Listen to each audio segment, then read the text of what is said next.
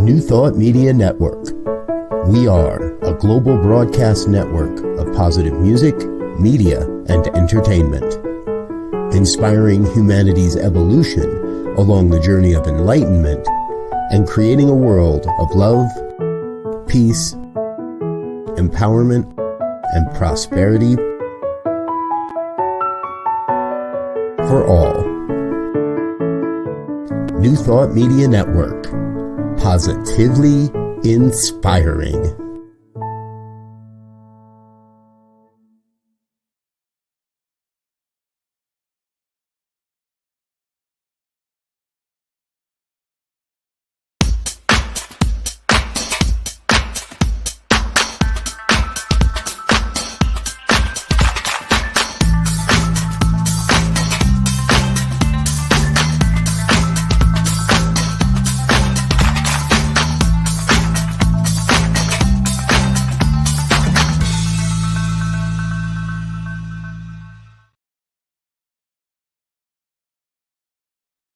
Why, hello there.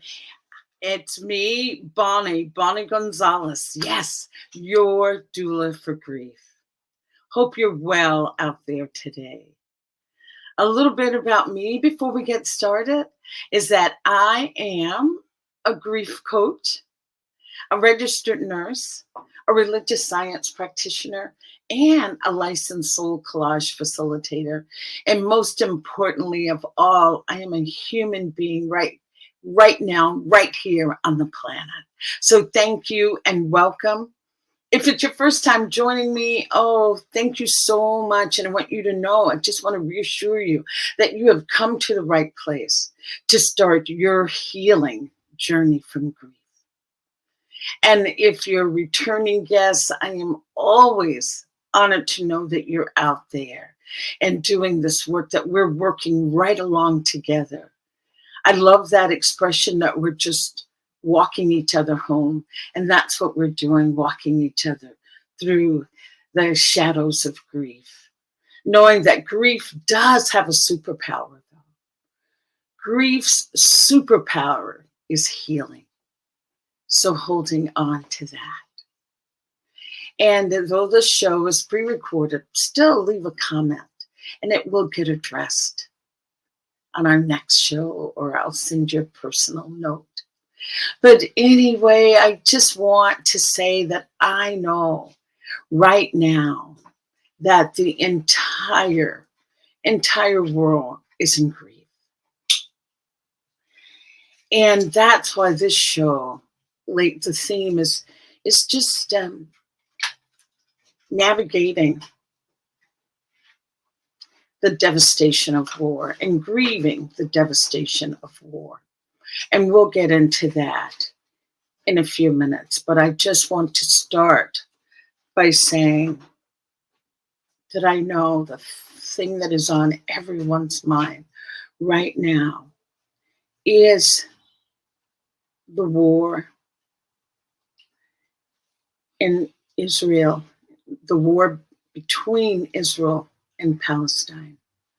And we've just been through and continued to move through that war in the Ukraine and Russia. It seems like right now, it's the focus feels that it's on war. So what can we all do when things like this happen?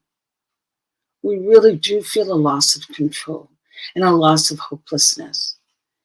And that's what I want to address today. But before we start our conversation and dialogue, I would like to just take this moment, kind of my ritual. It is my ritual. For right here and right now and with you, we're doing a ritual of I'm lighting a candle. I'm lighting a candle to honor and to remember all of those lives that have been lost. I say honoring that they have sacrificed their lives so that we can wake up, so that we can be aware of what is happening in that part of the world what is happening in their country. But knowing, as Martin Luther King says, if there is injustice anywhere, there is injustice everywhere. So knowing that their lives are touching our lives, and just want to honor those lives, to just take a minute and just have silence to say, thank you for making that sacrifice, and to know that you are honored and remembered. So just a moment of silence.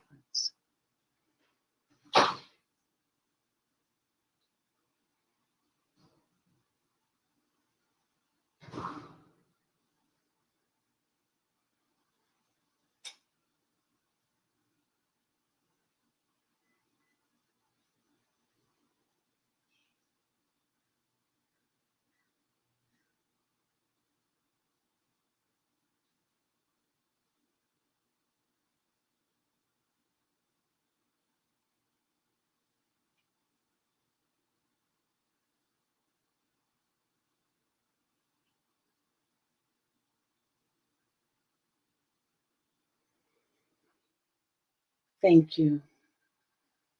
And this candle will remain lit throughout the program today, so that we carry that energy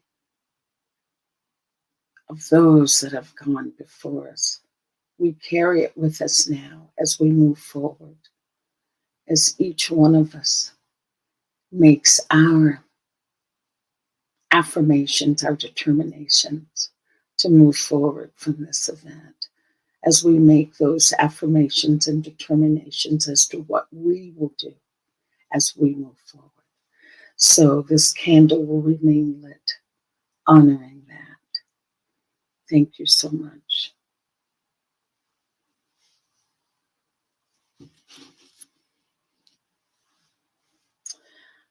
So as I said, my theme for today is to honor the devastations of war, but it really comes up, thank you, Joe, mourning the devastation of war.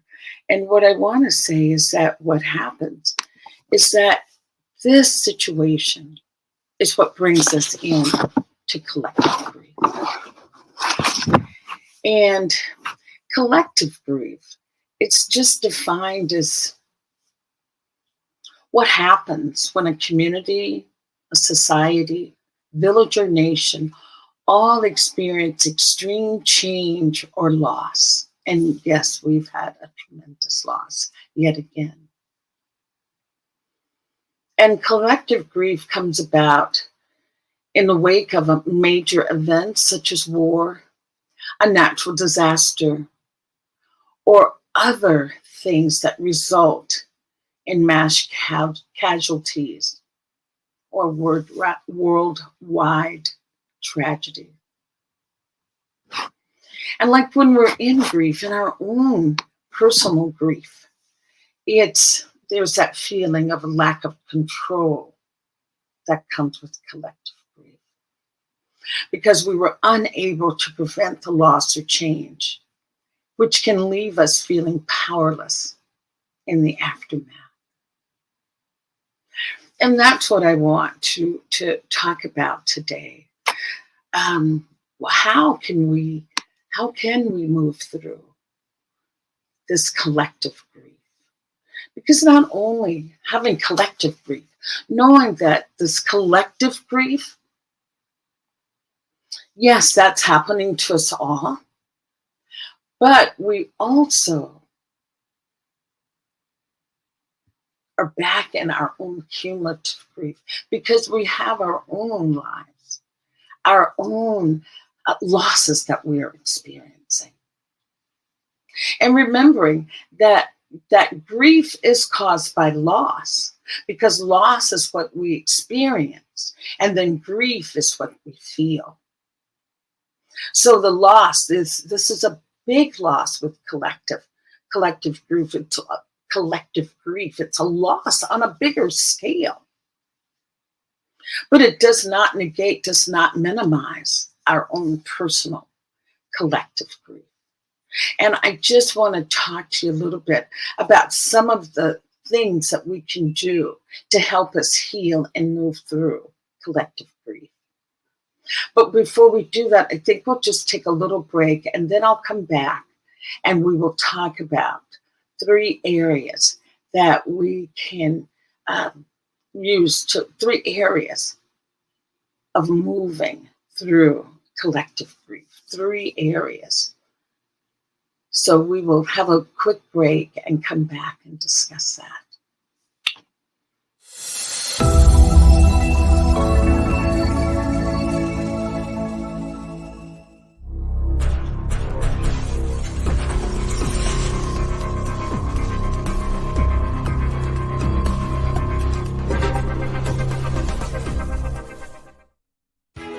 New Thought Radio, music from all your favorite New Thought artists. From Jamie Lula, Karen Drucker, Gary Lynn Floyd, Ricky Byers, Daniel Nahmod, Eddie Watkins Jr., and many, many more. 24/7 New Thought Radio. Positively inspiring.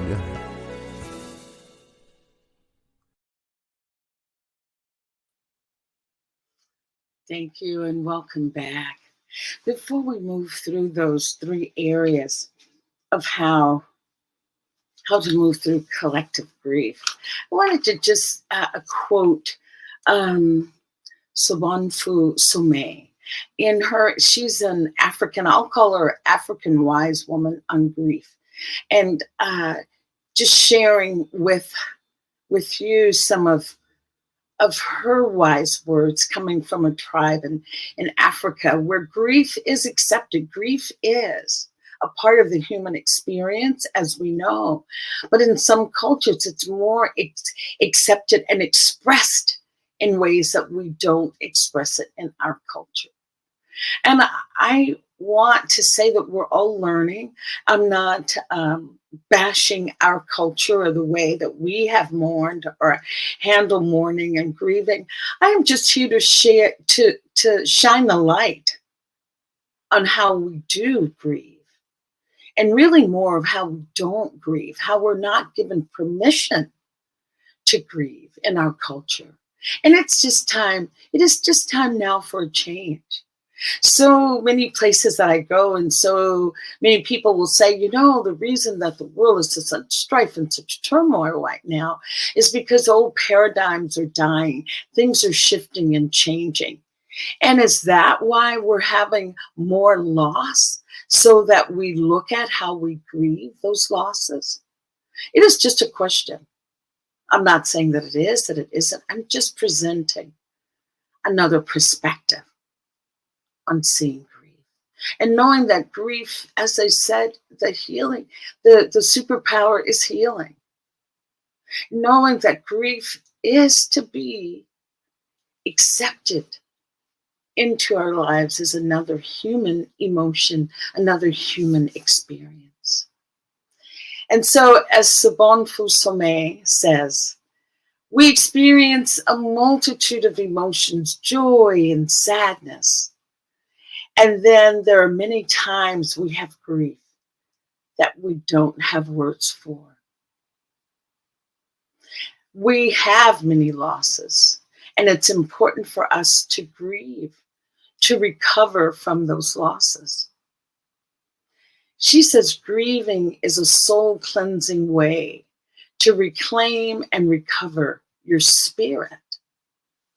When we don't grieve, we stay in an unhealthy place and lose who we are. So it is very important to cry, to walk in nature, to express our grief, so that we can feel safe and sane once again. And also grief. Our bodies can recover. Our bodies need to recover from the loss. I know I have done a show on how grief held in the body can manifest into disease, illness, and sicknesses. And maybe it's time to revisit that, because Simone Somé brings that up, that our bodies need to heal from the grief as well. So what just a beautiful, wise woman, and just so enjoying listening to her teachings as well on grief, and keeping myself armed with information so that I can share it with you. But just listening to her was so healing for my own soul, my own spirit. So as I said, we'll talk about the 3 areas that we can use to process our collective grief. And the first one, so many people are already doing this. It's public mourning. Yes, public mourning. Coming together in public rituals, public ceremonies, participating in those candlelight visuals are just, very important one. But there's other marches and parades that honor the loss, honors the loss of what it is that we're grieving in this situation, the loss of lives in Israel and with the Palestinians, a mass loss of lives, and the tragedy and the horrificness of it. And when we come together in public to grieve, I always feel that, those 3 pillars of grief to heal grief is that grief needs to be heard, grief needs to be shared, and grief needs to be validated. And that is exactly the 3 things that public mourning or collective grief satisfies. You get to speak it, you get to hear it, you get to share it, and you validate each other as you're sharing. And what a tremendous opportunity to be able to take advantage of that, to know that what you're holding, you're not alone in it, that it is being shared by others. It kind of lightens our energetic load. We're sharing this together. You can call someone without any reason to say, oh my gosh, in this situation, you can just call to say, wow, I'm just so upset by what's happening with the Israelis and the Palestinians. And whoever you're talking with will listen immediately, because that is the way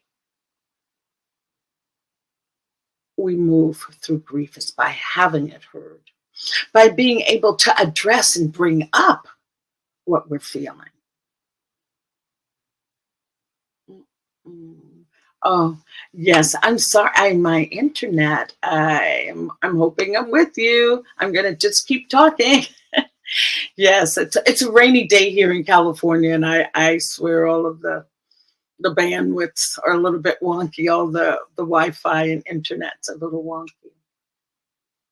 But as I was saying, back to the public mourning aspect of moving through collective grief can be so healing and so satisfying.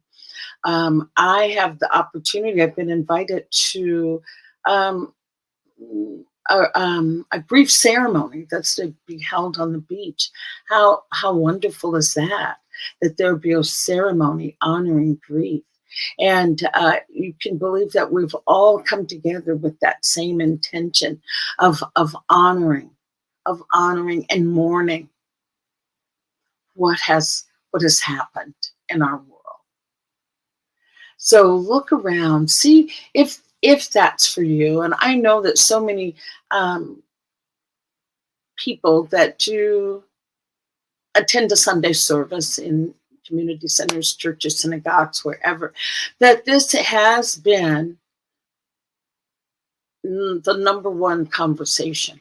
And knowing that they have a place to go, to be able to seek some refuge, to be with like-minded people, is healing in itself and giving people something to look forward to, a sense of hope.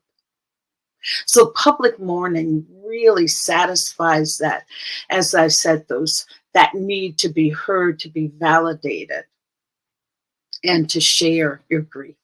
So public mourning is number one. The second place that we can use to move through our grief is by community action.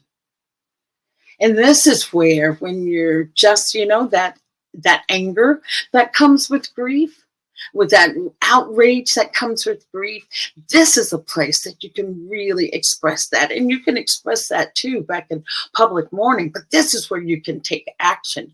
You can join an organization that has a like-minded cause, or you can start your own group, or start a movement of doing whatever it is that you feel brings about justice again. And not necessarily have to expend a lot of energy with, creating the wheel. You don't have to do that. Just look around and see what's already there. This past week, was with some friends and talking about online prayer groups, online world peace prayer groups, virtual prayer groups, or on the phone prayer groups, or groups that are meeting in person. Spirituality is one of the major, for me, underpinnings of life, something that we can go to just heal back to our spiritual practices. And if you don't have a spiritual practice, that's okay. But now maybe it's the time that you will find one, or something that you realize that you really want to lean into more of, or that you want more information on some philosophy that you've heard about. Science of mind is a philosophy. Buddhism is a philosophy. It's not necessarily the dogma and telling you how to live your life, but it's just putting information there that allows you to really drop into yourself to say, wow, what do I need to live my best life? Does this philosophy fit that? Does it resonate with what I'm feeling in my heart? Community action, and then back to groups. I've seen so many tables set up with people getting petitions. There's been organizations that are accepting, of course, monetary donations, but clothing, making care packages to be sent to these areas. There's so many things that can be done right in our community. And being a part of that allows you to feel like, yes, I am making a difference. Yes, I'm doing something. I'm channeling my outrage into this project, knowing that this project will help. This project can bring hope to your own life. I've heard it said so many times that world peace starts with each individual person being at peace. So knowing that, just take a look around, partner with some friends. If you don't see what it is that you really want to take part of in a group or your community. So many centers, or so many housing areas and condos have community rooms. Put up signs to say, let's meet in the community room, see what we can do. Put up a sign even in your worship center to say, hey, let's meet here, or here's my number, this is what I want to do. Just know that this is one time, and this is one place in community action that you can bring back that hope that you feel. You can have that sense of control that grief, so often robs us of. Grieving is unpredictable and uncontrollable. But this is one time, this is one place that you can go back to yourself. You can come back to yourself and say, yes, I have done so much, or I am doing the best that I can do right now. So just being with that, as I said, public mourning, getting out there, sharing what it is that you're feeling with others. Sharing, as I said, your outrage, your hopelessness, whatever is there, allow it to come up and allow it to be. So, and then taking community action, taking action with a group.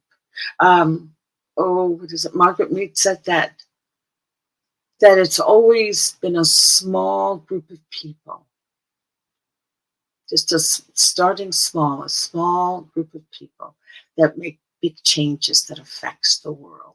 So knowing that there is power in a small group, there's strength there. And the third area is to give yourself space. And this is when it comes back to you, your own personal self-care. And somehow in our society, this whole idea of self-care has sounded like, a day at the spa, pamper yourself, all about you in that sense. But it is about you. It's about you in every sense of the word. With collective grief, it's even more so about you, about giving yourself space. What happens sometimes when we're doing the public grieving, we can feel that, oh, wow, that's not how I respond in grief. I do X, Y, and Z. I curl up in a fetal position. I take a nap. That's how I grieve. That's how I move through those feelings of sadness. So when you give yourself space to grieve, you can grieve in private, and you don't have to feel like you're performing or under pressure to show up in a certain way for a public mourning. And this is really the time to explore your feelings. Because as I said back at the very beginning, that when we are in that collective grief, this grief of looking around and seeing others mourning, and we say, oh, okay, then it's okay for me to mourn, to cry, to wail, to do whatever it is that I do when I'm in grief and grieving. But to remember that will bring up your own grief. Once we're grieving one loss, it tends to bring up the losses that we've experienced in our lives. And there's no shame in that. That cumulative grief is real. We've all had a multitude of losses in our lives. So giving yourself permission to move through that grief, be it old, be it something that happened 20, 30 years ago, it's still there. If it's moving through, now is the time that you can heal it. If what you resist will persist, so now it is coming up because that desire for it to come up and out. And what you can do is, yes, you can talk to a friend. Journal if you journal. If you have a therapist, allow that to be a session or sessions, more than one. Let those things come up. And not everybody journals. I had a friend who did not journal, but what she would do is she'd have a tape recorder. And now everybody has a recorder on their phone. if this works for you. But what she would do is just get in her phone. She had a little tiny tape recorder back in the old days, and she'd place it right on her dash, or she had a place on her dashboard that she secured the tape recorder, and she would just speak what she was feeling. She said that when she drove, while driving, she felt like that's when things came up for her. So she used that as her therapeutic time, she called it, to just self-talk. And she had it recorded, and she could go back and listen to it. Sometimes she would make notes about it. She was a fantastic pianist. And what she would do was listen, and whatever came up as she listened, she would use music to heal, music to help further, allow it to dissipate, to melt away, as she would call it. So yes, music is another great healing tool. It just alters our level of consciousness without even having to really even give it thought. So yes, using collective grief to say, I need to give myself space to grieve privately and to grieve whatever comes up. And I'd like to just say, if you don't have someone that you can talk to, you don't have a therapist, there's always group therapy. There's always groups that you can go to, groups where people will listen, because it allows you to see that you're just not alone. You're not alone. There's so many options. And if I have not said this once, I've said it a million times. Don't do grief alone. We cannot grieve alone. We cannot heal in isolation. We may try to do it, but the process will last a lot longer than if you're sharing it with others, or you have someone to share. Oh, one other place I didn't talk about that so many people take great solace in this when they are in grieving, and that is physical movement. As Sabon Fu Somé said earlier, that our bodies need to heal from grief as well. So many people talk about going for a hike or going for a run, that it gets things moving. It gets it moving up and out. I'm riding, those Peloton bikes and just really getting what comes up out. Physical movement, physical exercise. Yoga, some yoga poses, legs up the wall. Child's pose is bringing our body into this thing called grief. Legs all up the wall, you just on the floor with, close to the wall, swing your legs around and your legs are up on the wall.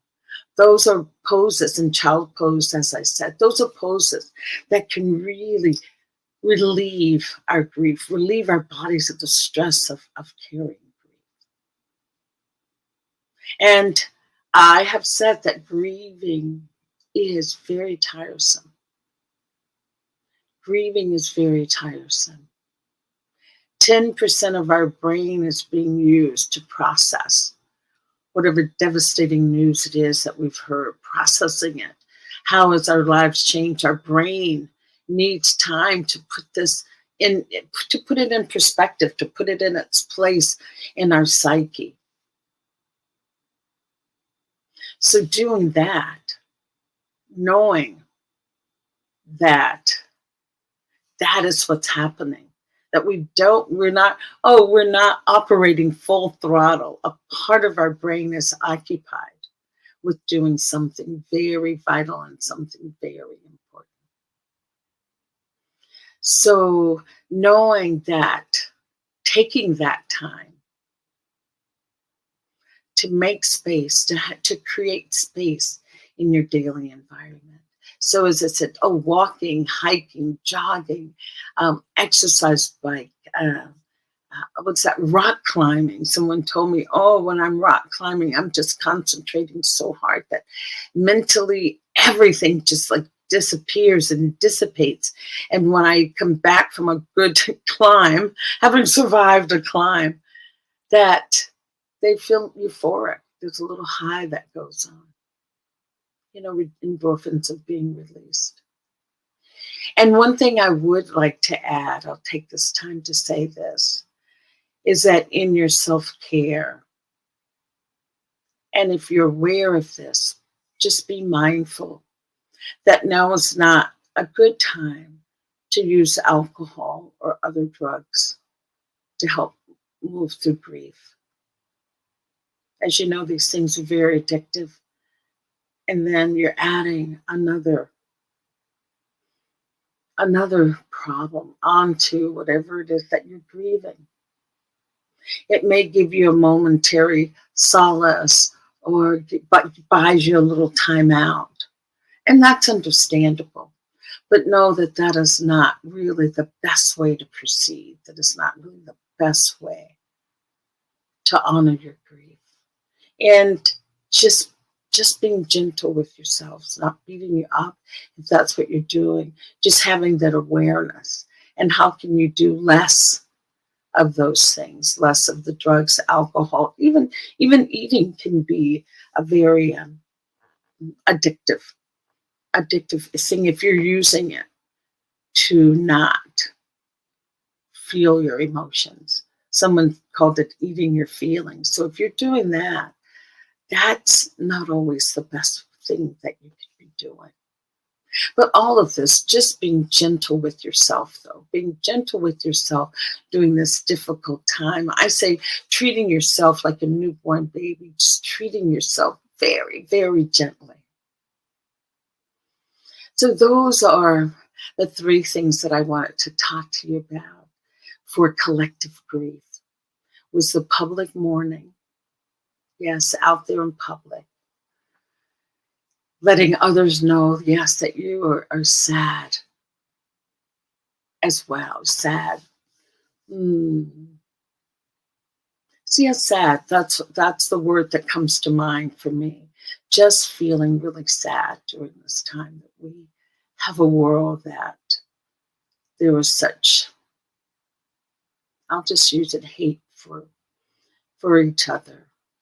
I'm sad to hear that. And just as Martin Luther King says, hate can't drive out hate. Only love can drive out hate. So this is a part of that public mourning, coming out together to say, yes, we are uniting and moving through this and honoring those that have gone before us. And don't forget community action, getting out there, joining groups, doing what it is that you feel gets your voice heard. Monetary contributions are always acceptable. As they say, war is expensive, but peace is equally expensive. So getting money into the hands of those that are bringing about peace. And again, giving yourself space to grieve. So we're going to take a break. And when I come back from break, I want us to just do a heart meditation to strengthen our hearts and send the love from our hearts out to the world. And I've done it before, and I'm sure you've done it before, but there's always an opportunity to participate and do it again. Because each time you do this meditation, I can guarantee you'll be moved to another level. You'll have insights that you did not have before. So we'll do the meditation when we come back. So when we come back from break, just be in a comfortable position and allow yourself to be a part of this meditation. So I'll be all ready for you when we come back from break.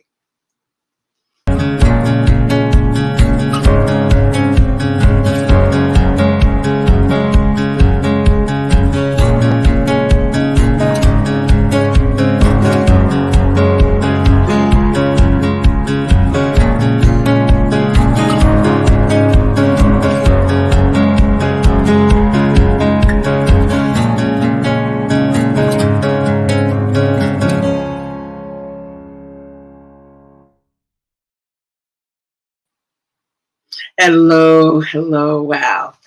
Oh, so I hope you are ready for a little meditation and ready to meditate with me. But I think before we do the meditation, I just want to read a beautiful piece that was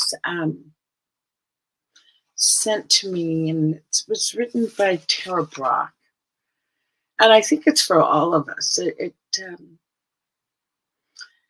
It really talks about being in grief, and maybe I won't try to over-explain it. I'll just read it. Okay. In the Lakota Sioux tradition, and I'm reading this because we're all in grief, so using it as keeping it in the eye and seeing how powerful you are. In the Lakota Sioux tradition, a person who is grieving is considered most holy. There's a sense that when someone is struck by the sudden lightning of grief, he or she stands on the threshold of the spirit world. The prayers of those who grieve are considered especially strong, and it's proper to ask them for their help. You might recall what it's like to be with someone who has grieved deeply. The person has no layer of protection, nothing left to defend. The mystery is looking out through that person's eyes. For the time being, he or she has accepted the reality of loss and has stopped clinging to the past or grasping at the future. In the groundless openness of sorrow, there is a wholeness of presence and a deep natural wisdom. And that's by Tara Brock. And I want to say, when we talk about oneness and wholeness, it is things like collective grief that reminds us that we are one. There's really no separation. We are one. What affects one affects all. And it's just a beautiful reminder of wholeness. And also that we all possess a natural wise wisdom. Grief puts us back in touch with the innate truth of ourselves and our own wise wisdom that comes up and bubbles up that we get to share with each other. So thank you. And with that, we just, as I said, to be comfortable, I just want us to do this heart opening ritual, a heart meditation ritual. And I'm sure that you've, as I said, done it before, but it's always wonderful to have an opportunity to do it again. So just sit up a little bit straighter, get comfortable, both feet flat on the floor. I'm just going to have a sip of water here.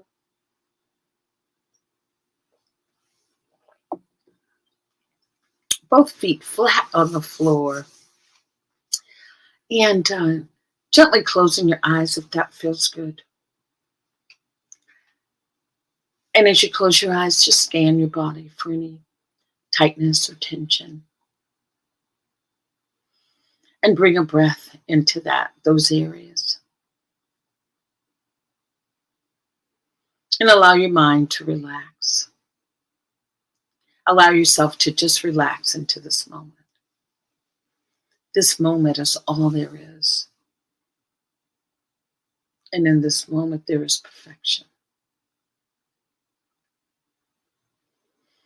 And now that you're relaxed, if you take your left hand and place it over your heart, and your right hand over your left hand, knowing that our heart has an intelligence, just like our brain. Our heart has an intelligence. So I want you to just start by taking a deep breath.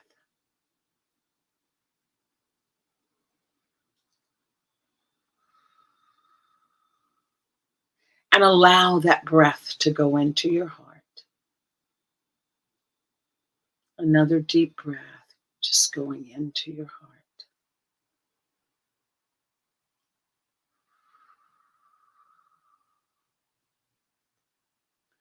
On the next breath, allow yourself to follow that breath into your heart.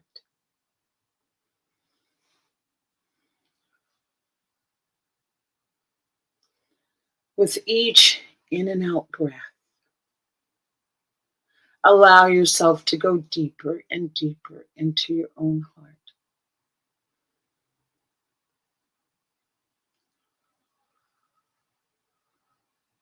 In and out, deep breaths.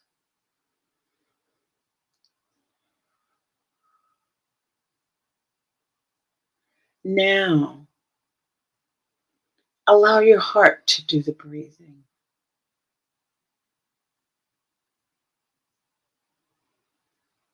With each breath, just feel your heart breathing. Your heart is breathing your entire being. And as you breathe in and out, just feel your heart expanding. Feel your heart expanding.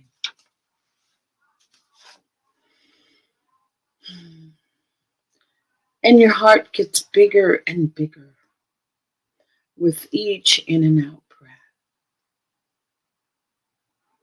Your heart is becoming larger and expanding itself with energy. Imagine the heart is large and this energy is now filling the room that you're in. Just continue breathing. Continue to feel that energy. Now that energy is expanding and filling the building that you're in. Imagine that energy now is filling the city that you're in. It's surrounding and filling the city that you're in. It's becoming more expansive that it's filling the state or the province that you're in.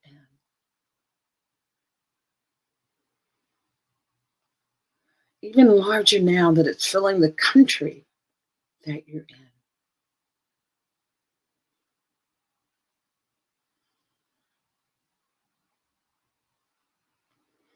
Continue feeling the expansiveness and the energy of your heart out there. Now imagine that other people that are doing this work, imagine your heart energy is commingling with their energy. And together this energy is encircling the planet. This energy is now surrounding the entire planet because it has commingled with those that are doing the work. And we are all now one. We are all one. Imagine this energy is so powerful and so big now, it's going out into the cosmos. This heart energy is energy of love that is being sent around the world and out into the cosmos.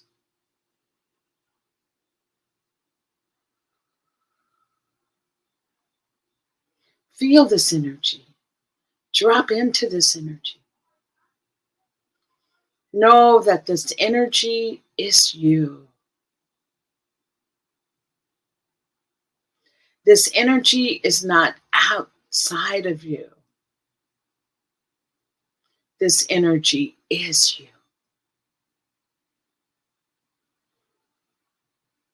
Oh, and with that realization, just continuing to feel that energy.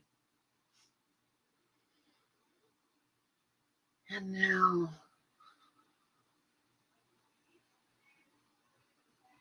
you can start bringing that energy back. Slowly bringing it back from around the world. Bringing it back just onto the planet. bringing it back into your country, bringing back that heart energy, back, back, and back until it's in your state, it's in your building, it's now in your room, and now that energy is back into your chest. Know what you've experienced is your heart energy. Knowing the power of this heart energy. Knowing that this is always available. This energy is available at any time that you would like to send it out.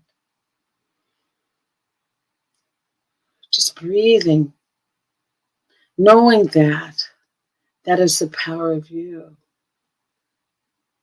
That is the gift that you can give and bring to the world. Knowing that this meditation is available to you at all times. That you can do this as long as you like. And even as short as you like. Continuing to just breathe. Continue to breathe and allowing your heart to just breathe you.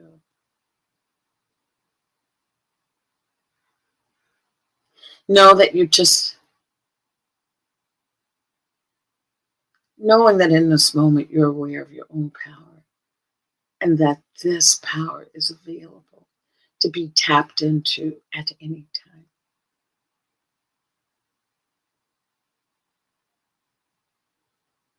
And another deep breath and just thank yourself for participating in this mind expanding heart meditation. And one last breath. And allow your energy and allow yourself to be present again in the room. Just wiggle your fingers or toes and know that you've arrived back.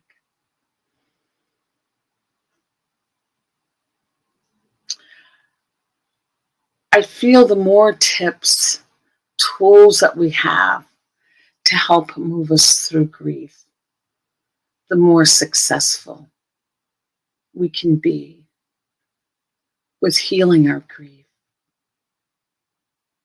And when we grieve, when we give ourselves permission to grieve, we give others permission to grieve.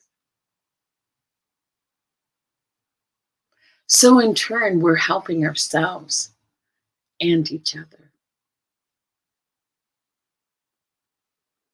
So after doing that beautiful heart meditation, I just want you to maybe the next few minutes or after this program ends, maybe just sit in silence and feel into the energy, the residual energy of having done that meditation.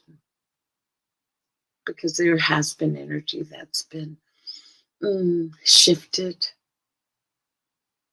and awakened that maybe you weren't aware of before.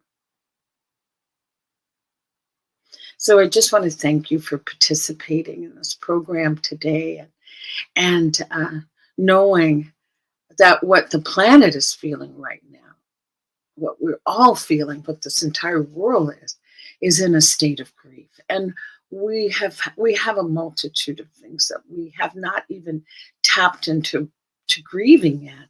You know, we've all survived the pandemic. You know, those 2020, and it's the lingering effect of that. I don't think we've even begun to unpack the losses and unpacked how our lives have changed since 2020. So knowing that grief is a part of the human experience. Embrace that grief. Just embrace the grief. And asking yourself, as I say, go look in the mirror and ask yourself, What is it that I need today? What is it that I need today? And answer that. And I just invite you we're here on New Thought Media Network. And there are so many beautiful programs that you could take part in, that you could view, that could really help with where we are right now with grief. There is, New Thought Media radio station offers prayer twice a day, 8:15 a.m. Mountain Time and 8:15 p.m. Mountain Time. Twice a day for 15 minutes, there's an opportunity to pray. And we even now have programming in the Spanish language. So check that out. Check out those programs and let people know that are Spanish speaking that yes, New Thought Media is inclusive. Their goal is to really honor and have a world that works for everyone. My beautiful friend Reverend Gina, has a beautiful program on Thursdays, Joy in the Journey. And that comes on. It's 4 p.m. Eastern Time. So check out that program, Joy in the Journey. My brother Zoe, brother from another mother, has a program on Thursdays at 11 a.m. Choice, Your Superpower. And Rocking the Love. Thank you, Joe. And Rocking the Love is on Wednesdays at 12 noon with Reverend Gil Olmsted and his beautiful wife, Robin Olmsted. Rocking the Love, that comes on. A beautiful program on relationships. There's just so many wonderful programs. Fireside Chat with Reverend Michael Mangus on Friday nights. Reverend Jim Webb out of DC has a program. Thank you. Has a program on Sundays. This is Fireside Chat with Reverend Michael Mangus. And that's Reverend Jim Webb, Miracle of Prosperity. So check his shows out. There's just a multitude of programs. Do you have Joy in the Journey, Joe? Do you have the banner for Joy in the Journey? Would love to share that with the audience as well. If not, Joy in the Journey is on Thursdays. And I want to say for the Mountain Time, that would be 1, but I think Eastern Time may be 4. So we've just got beautiful programming here on New Thought Media Network. So I am going to bring it to a close right now. And I want everyone out there to just listen to this poem. We're going to just end. We're having a poetry day. I know that Reverend Tracy Brown, maybe she's Dr. Tracy Brown, has a prayer on Tuesday. I think it's called Prayer and Poetry, and it's on Tuesdays. So many beautiful programs. I'm going to let you do some more research as I close this out with our Rumi poem, my most favorite Rumi poem in the world, and it is The Guest House. And it goes, this being human is a guest house. Every morning a new arrival, a joy, a depression, a meanness, some momentary awareness comes as an unexpected visitor. Welcome and entertain them all, even if they are a crowd of sorrows who violently sweep your house empty of its furniture. Still, treat each guest honorably. They may be clearing you out for some new delight. The dark thought, the shame, the malice, meet them at the door laughing and invite them in. Be grateful for whatever comes, because each has been sent as a guide from beyond. So I thank you. Whatever you're feeling today, know that it is wonderful. It's what you need to feel right now. As Rumi says, even if it's a crowd of sorrows, it just may be clearing you out for a new delight. So honor that as well. Thank you. And again, I'm Bonnie Gonzalez, your doula for grief, and I'm a grief coach, and I'm available for coaching and being with you as another human. And you can find me at yourdoulaforgrief.com. Thank you. Have a beautiful day. Ciao.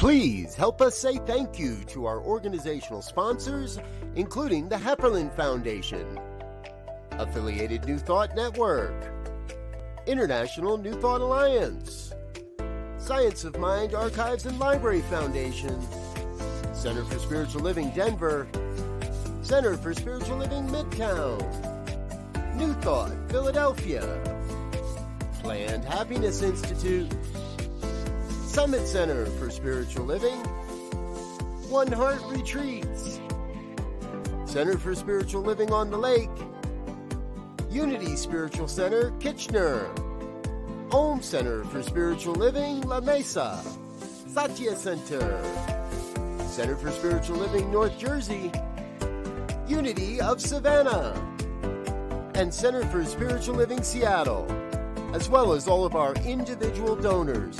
Thank you for making New Thought Media Network a place to be. Please come be you. And remember, like, share, and subscribe. New Thought Media Network, positively inspiring.